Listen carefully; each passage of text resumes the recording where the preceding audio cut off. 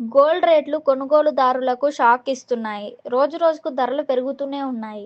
ఇప్పుడు America, Venezuela వివాదంతో stock మార్కెట్లో అనిశ్చితి నెలకొంది. దీంతో బంగారంపై పెట్టుబడులు పెరగడంతో వీటి ధరలు పెరుగుతూ వస్తున్నాయి. మరికొన్ని రోజుల పాటు ఇదే పరిస్థితి నెలకొనే అవకాశాలు కనిపిస్తున్నాయి. అమెరికా, వెనిజులా మధ్య వివాదం తారాస్థాయికి చేరుకోవడంతో అంతర్జాతీయ మార్కెట్లపై ప్రభావం చూపుతోంది. దీనివల్ల పసిడిపై పెట్టుబడులు పెరగడంతో బంగారం, వెండి ధరలు పెరుగుతున్నాయి. సోమవారం నుంచి బంగారం ధరల్లో పెరుగుదల నమోదవుతూ వస్తోంది. నిన్న గోల్డ్ రేట్లు పెరగ్గా మంగళవారం కూడా మరికొంత పెరిగాయి.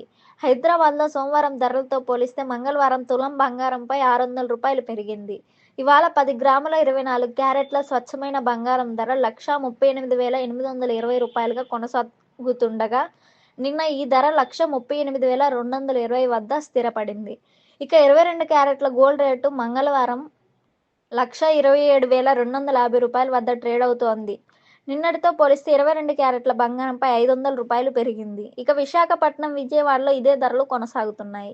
ఇక చెన్నైలో 24 క్యారెట్ల గోల్డ్ రేటు రూ. 1,39,970గా ఉండగా, 22 క్యారెట్ల బంగారం ధర రూ. 1,28,300 వద్ద కొనసాగుతోంది. ఇక వెండి ధరలు అయితే భారీగా పెరుగుతున్నాయి.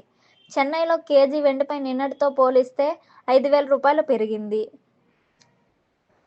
వెండిపై నిన్నటితో పోలిస్తే రూ. 5,000 పెరిగింది. నిన్న కేజీ వెండి ధర రూ. 2,66,000 ఉండగా, మంగళవారం రూ. 2,71,000 వద్ద కొనసాగుతోంది.